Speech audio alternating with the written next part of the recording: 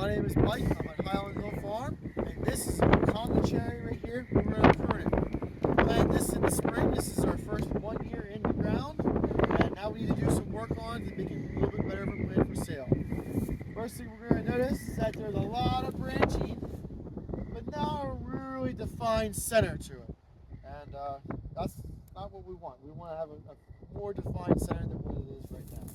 Good thing about it is that there's no suckers coming off of it, so we're going to get right into getting this tree into more of a tree form, not a mess jumble as it is right now. We're going to take our pruners. First thing we're going to do is we're going to actually take off 2 branches here. We're going to take this branch off, and we're going to take that branch off. Now we have 4 big branches left.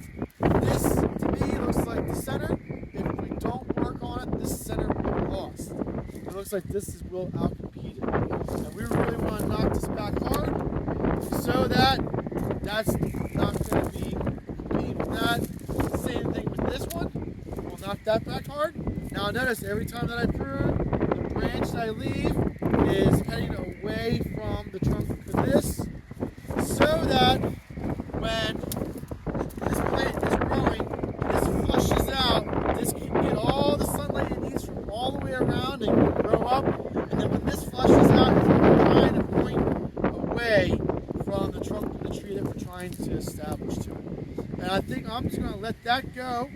I'm not going to prune any of it to try to encourage as much growth as possible here, so that this definitely becomes the trunk of the tree. And I think if I didn't nick any of this back at all, it'll slow down the growth here, and I think that's more important than having that as a defined leader to it. So that's how I would prune it. Maybe we'll have to come back and put a stake on it and get it a little bit straighter.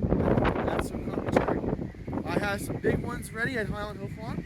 Feel free to contact me if you want some more.